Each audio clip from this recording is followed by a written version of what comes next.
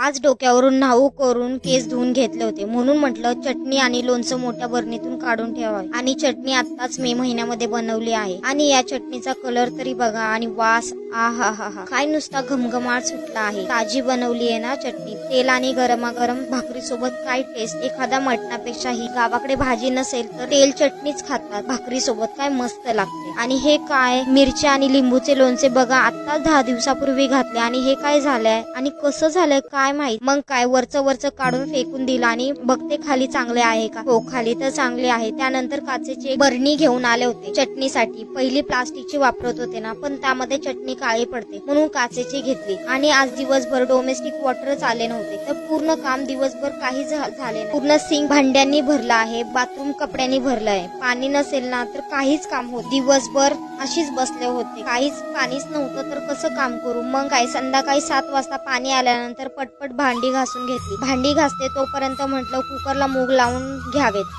आणि भात पण शिजवून घ्यावे. आणि हे बघा जाळी पूर्ण भांड्यांनी भरली आहे. दिवसभराची भांडी केवढी, पूर्ण सिंक भरून ठेवलेलं, त्याच्यामुळे एवढी भांडी झाली आहे. त्यानंतर मुगाची भाजी केली आणि आज मला जास्त भूक नव्हती म्हणून मी माझ्यासाठी बुंदी रायताच केला होता. आणि रायत्यामध्ये थोडीशी मिरची पावडर जास्त झाली म्हणून खूप स्पायसी झाला, पण टेस्टी लागत होता. आणि रात्री किती पण उशीर झाला तरी पूर्ण भांडी आणि घर साफ केल्याशिवाय चैन पडत नाही आपल्याला.